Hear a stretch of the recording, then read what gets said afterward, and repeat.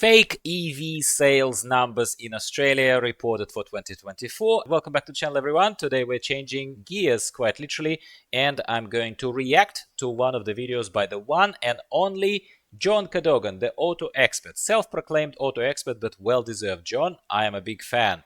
So John here brings to our attention the fact that the lobbyist group for electric vehicles in Australia, known as Electric Vehicle Council of Australia, is making fake claims, and John is basically exposing, as he always does in his own sarcastically humorous way, exposing these lies. And I had a lot of fun watching his video, which is why all credit where it's due, reusing some of John's content here. Link to his video. He doesn't need my little pass here of the ball. He has his own massive audience, but link to the original video in the description to my video. Well, first of all, the lobbyist group obviously has some interests of their own agenda, as well as the Australian government, so they're inflating the numbers. That's what John is also pointing out. So they are reporting over 100,000 sales of EVs in Australia in 2024, while, according to John, just trusting his numbers here, my friends, he is saying that it's more like close to 83,000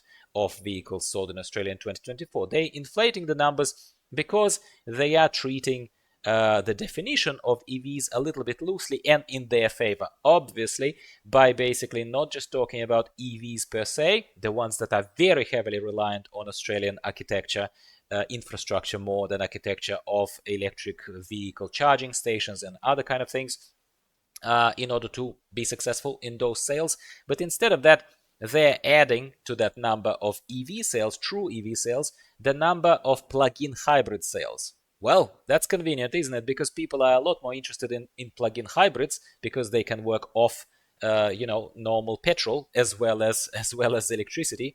They are basically creating that a bit of a fake illusion, which I think is great for John to expose, and in his, once again, a lot more appealing and a lot more inviting way than I could ever have done. I know EVs became popular. I know a lot of people who think that they're saving the nature and the climate and God knows what. They think that EVs equal automatically to zero emission vehicles, which John debunks as well. Good on you, John. John is basically saying that's BS. Is essentially to create an EV as well as then to create infrastructure powering it regularly creates emissions in itself. I'm just translating to you what he's saying here, in his a lot more wordy way.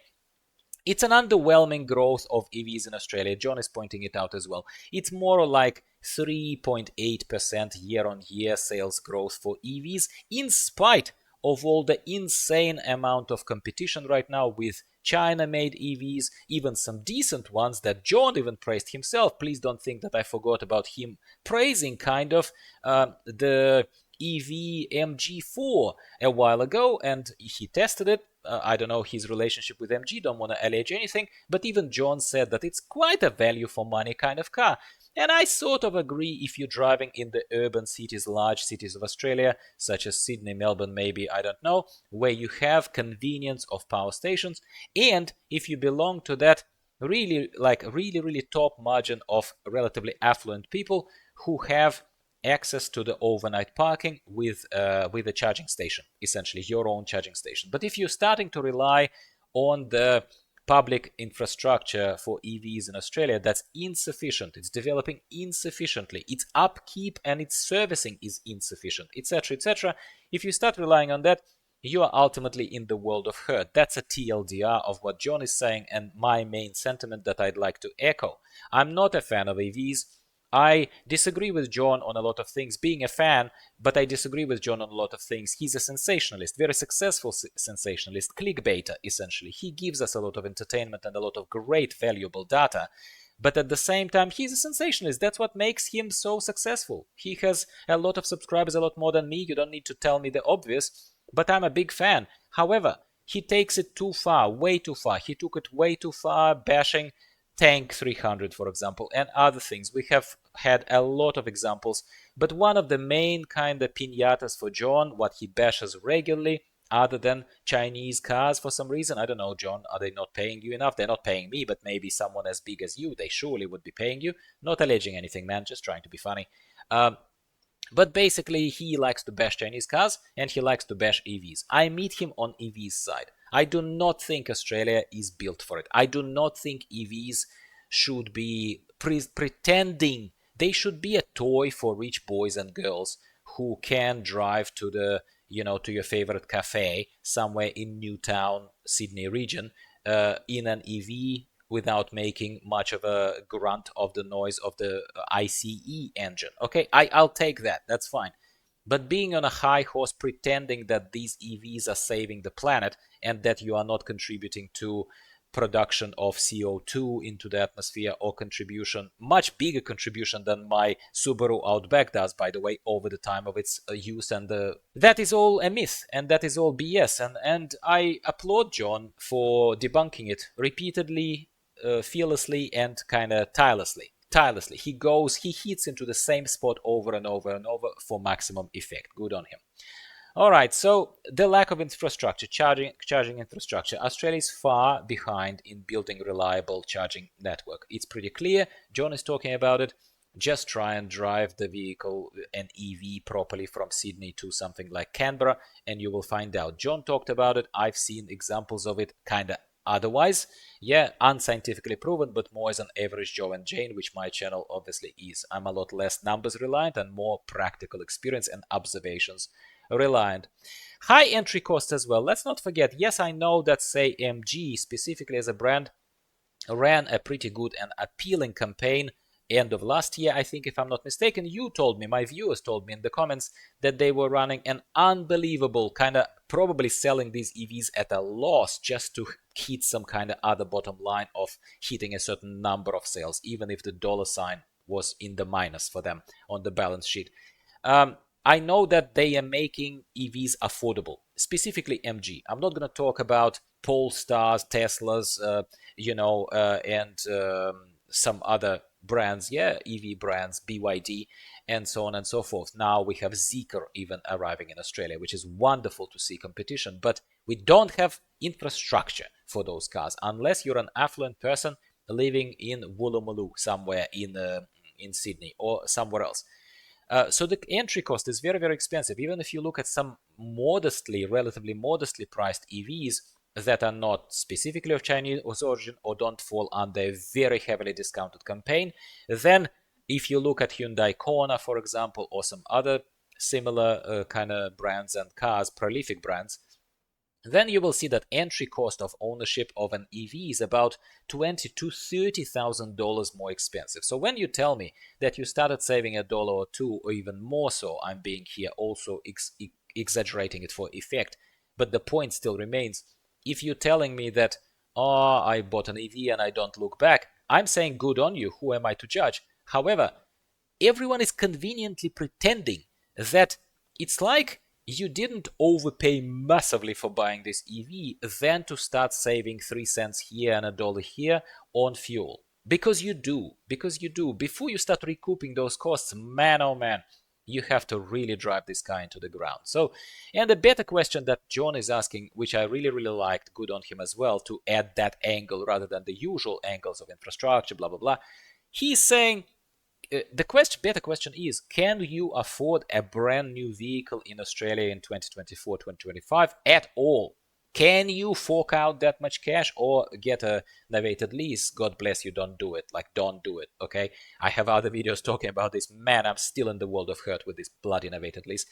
Can you buy a brand new car or not? Because if you cannot, then all this is discussing things in a vacuum of like some kind of, it's a very theoretical vacuum. It's so far from reality, it's not funny. If you can't afford a brand new car, how are all these brand new EV sales and potentials for you to benefit from buying that new vehicle and whatever? How is it even applicable? So he is also ridiculing that a little bit. That's very, very good. And again, EVs are not a green miracle that people are conveniently trying to pretend that they are. And I think that cannot be overstated. Will Australia actually hit 100,000 of claimed EV unit sales that they said it already did in 2024, which is BS? Well, John, again, I'm trusting his numbers here. He's a much better engineer and mathematician than I ever will be. He says that we may hit this by 2027. in Australia, okay? If the trend continues, and trends always change, obviously. Man, oh man. Again, what's the point of all this show? Well, first of all, another nod towards one of my favorite content creators. I don't have to agree with people, just like you don't have to agree with me, but I can still resonate with you on many things, just like John resonates with me. I think he's sensationalist, but I think he's on a crusade of his own of telling you and me just how absurdly inflated success of EVs in Australia is presented to be versus reality that's not really like that. Yes, there are people buying them, and 83 even thousand sales is pretty good number. It's a pretty damn good number, but it is only because some people are buying these cars being deluded into thinking that the infrastructure will continue improving, so they think they're buying this car and will repay the upfront investment into it by buying a much more expensive car in the next 10-15 years. Mate, in the next 10-15 years, you don't even know if the government is going to continue investing into the charging stations after some political agenda changes, after the global political landscape changes, which it currently already is. So I'm not a doomist, but I'm saying to you, EVs are never a long-term success for Australia. Never is a strong word, maybe never, I'm going to withdraw that word, but not for a long time, not for a very long ass time. And that's what I happen to be agreeing with John on. So this is my little cup of tea here to change the pace, talk to you a little bit about EVs. I don't like EVs. I don't like people mostly who are, it's their choice, but I can honestly tell you, I don't like people who always sit high on a horse. They think that they will buy an overpriced, super heavy, hard to produce, a massive amount of material, CO emissions went into this beast of a vehicle that kind of tells a nurse that can never afford this that here is us up there on the horse and we are saving the planet while you here can drive your gas guzzler or whatever, right? I'm not saying that those people necessarily say it, but a lot of them do, and a lot of them love to have this virtue signaling of us saving the planet and driving EVs, while you guys are just like these peasants who do not know what they're talking about. So whenever someone, especially with a tribune much bigger than mine, takes a swing at those people like John does, all I can do is echo his message and react to his video. I hope you've enjoyed mine. Maybe I said something new here, maybe I brought your attention to a video that you otherwise would not have seen, so go and take a look at it. Hopefully it was educational and somewhat entertaining. If it was, give me a like. If not, well, not all content is for everyone on this channel, or on any channel for that matter, which is why I invite you to come back next week and we'll be talking about something else cars related. I will even reward some of you who stay till the end of my videos by telling you exactly what it's going to be. It's going to be comparison of two prolific Chinese cars translated from Russian in some, again, test put together in Russian winter conditions. That's what you're going to see next time. Stick around, subscribe to the channel if you haven't already, like the video. Goodbye for now.